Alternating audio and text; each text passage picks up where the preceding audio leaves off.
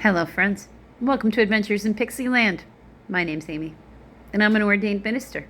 And we are in Bible study. We're in the NIV. We're in the book of Numbers.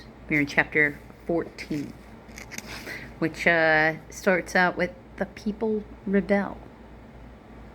Let's jump in. That night, all the people of the community raised their voice and wept aloud. All the Israelites grumbled against Moses and Aaron and the whole assembly and said to them, "If only we had died in Egypt or in this desert.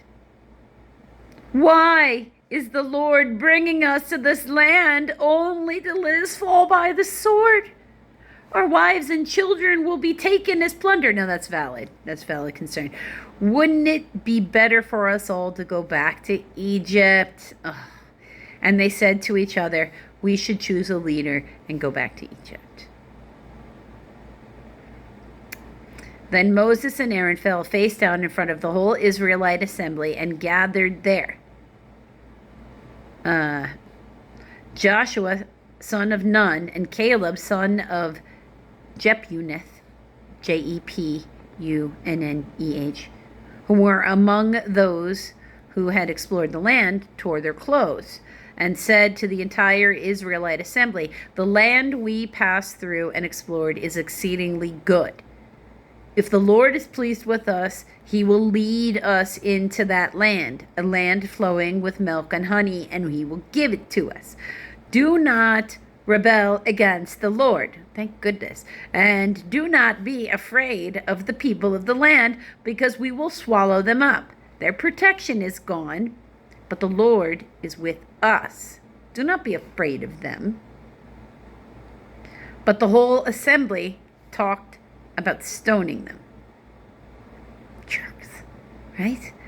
Then the glory of the Lord appeared at the tent of meeting to all the Israelites. The Lord said to Moses, "How long will these people treat me with contempt? How long will they refuse to believe in me in spite of all the miraculous signs I have performed among them? I will strike them down with plague and destroy them, but I will make you into a nation greater and stronger than they." Moses said to the Lord, "Then the Egyptians will hear about it. By your power you brought these people up from among them, and they will tell the inhabitants of this land about it. They have already heard that you, O Lord, are with these people, and that you, O Lord, have been seen face to face, that your cloud stays over them, and that you go before them like a pillar of cloud by day and a pillar of fire by night. If you put these people to death all at one time, the nations who have heard this report about you will say, 'The Lord was not able to bring these people into the land he promised them on oath, so he slaughtered them in the desert.'" It's saying, God, if you kill them, all of them right now, you will look like a fraud to the world of men.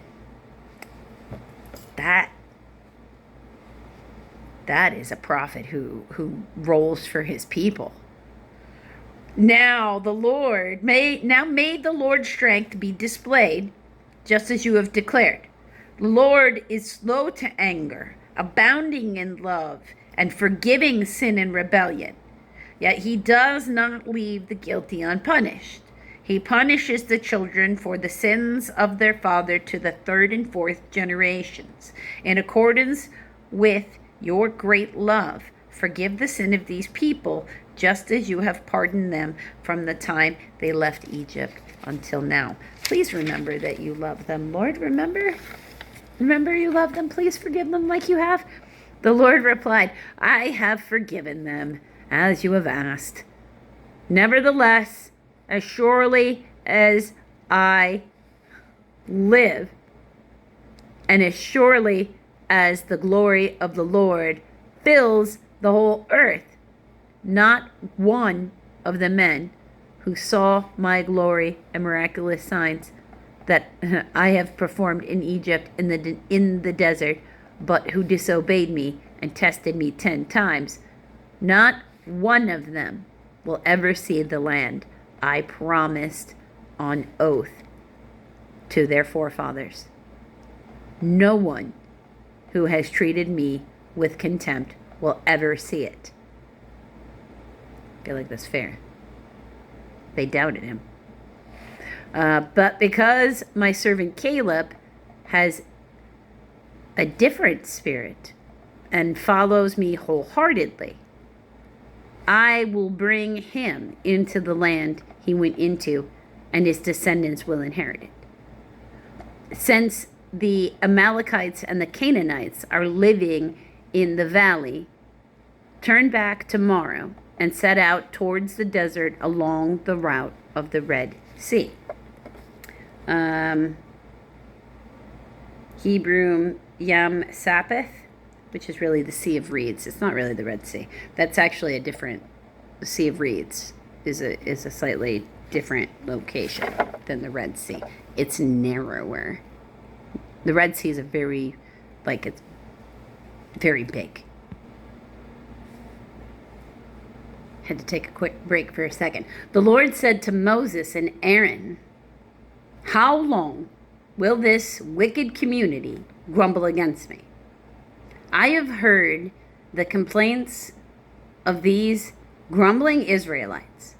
So tell them, as surely as I live, declares the Lord, I will do to you the very thing I heard you say.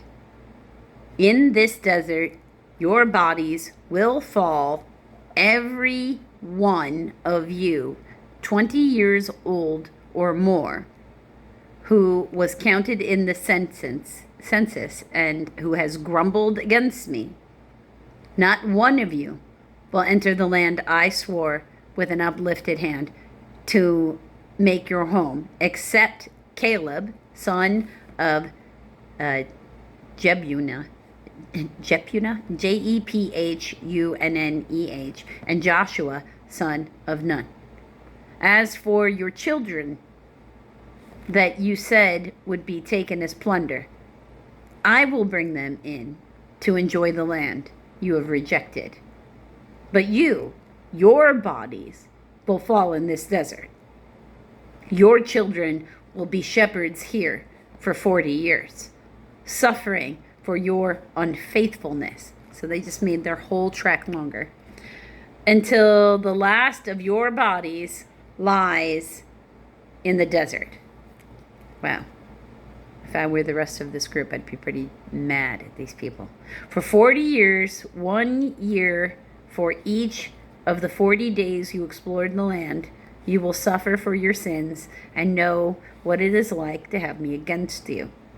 I, the Lord, have spoken, and I will surely do these things to this whole wicked community which has banded together against me. They will meet their end in this desert. Here they will die." So the men Moses had sent to explore the land, who had returned and made the whole community grumble against him by spreading a bad report about it. These men responsible for spreading the bad report about the land were struck down and died of plague before the Lord. Of the men who went to explore the land, only Joshua son of Nun and Caleb son of Jephunneh, Jephunneh, survived. When Moses reported this to all the Israelites, they mourned bitterly. Early the next morning, when they went up towards the high hill country, "We have sinned," they said. "We will go up to the place the Lord promised." But Moses said, "Why are you disobeying the Lord's command?